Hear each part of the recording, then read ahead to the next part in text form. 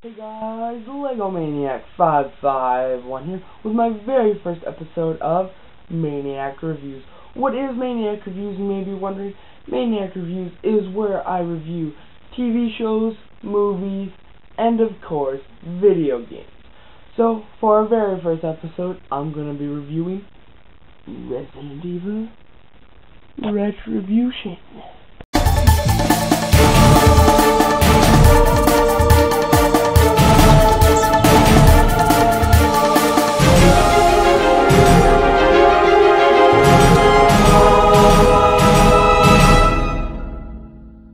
Alright, so Resident Evil Retribution. Holy crap. I loved this movie. It was awesome. I'm a big fan of franchises, the movies, anything Resident Evil. I'm there. I love it, alright? I'm very excited for Resident Evil 6 that's coming out pretty soon. They didn't have a computer demo for it, so it was kind of sad. Or not that I'm aware of. So, But it is coming out, and I kind of thought, first thing I'm going to mention about the movie is that I thought it was very smart of them to kind of have it linked about a month before the actual video game comes out, the new video game 6, which looks awesome. Now, first thing I'm going to start off is characters. So, you know, you got Alice back as usual, back in Jam. You have a lot of the old characters, but they made them, instead of having them, you know, they're alive, they actually survived all the stupid events. They have the girl from the first movie who became a zombie in the train, which I thought was as a clone, as kind of like the final. She was actually the person that they ended up having to fight in at the end, which I'll get to the end in a bit. And you have Jill Valentine. She's back, different actor, because if I remember correctly, the second one they had Jill Valentine in it, but they have a different actor, or maybe that was somebody else. You had Leon was in it.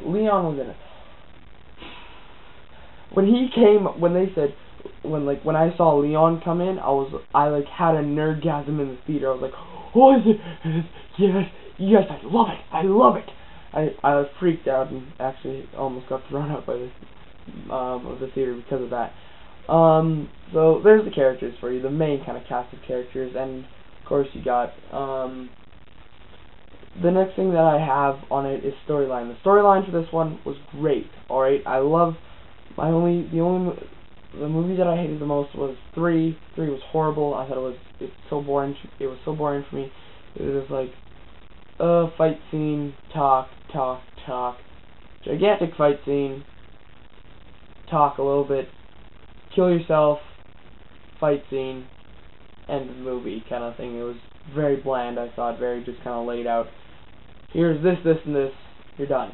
But this one was kind of like, you didn't know what was going to happen next, right? So, it was in Soviet Russia, in this underground base, where they were testing the V virus, I think is what they called it, the V virus, or the Z virus, or some letter virus. And, you know, Alice is down there, she's trapped, and they send in this task force to go get her, which they had one of the guys from the 4th movie, the black guy was back, because if you remember at the end, oh yeah, at the end of the 4th one, since that's kind of an old movie, I will spoil it, they're on the boat, and there's these umbrella helicopters that come in. They kind of settle that for you, like what happens after that. It's nothing big, and kind of the way that they approached it was weird, I thought, to kind of settle the cliffhanger. But, you know, they had 2 of the old, as I would say, bosses.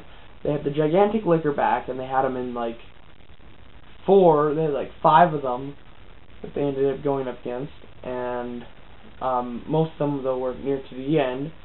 And then they had the big axe-wielding guy, who, I don't know what his name is. He was, like, I think, what did they call it? A prototype or something like that. It was kind of a weird name that I thought to give the just the animal that it was, or the thing, I guess you could say. But they had them back in 2s, and I was like, okay, yeah, that's cool, nice. So problems with it, I think I really only had 2 problems. One was that everything, there was, how would I say this? How should I say this? I'm trying to think how I want to say this. So, basically, at the beginning of it, it's a great film. I'm loving it, I'm loving it, I'm loving it. This is awesome. I can't wait to, I was finding out, back then I was thinking about, starting this new series, and I was like, great, this is my very first movie that I'm going to review. This is so awesome. Right as I say that, in comes Russian zombies. Russian zombies! That just, I was like, alright, they look like Umbrella goons dressed up as zombies. Okay, that's kind of cool. They had gigantic guns, one of them had a chainsaw, they were driving, armored vehicles. It was, I'm like, oh yeah, this is cool. Cool Umbrella grunts and everything. No, until I see one of them kill a guy and then eat him. I was like, you gotta be kidding me!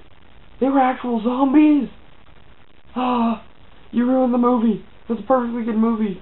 I did not like that, alright? That was the one thing that just pissed me off. I was just like, no Russian zombies. No. So, and then the end.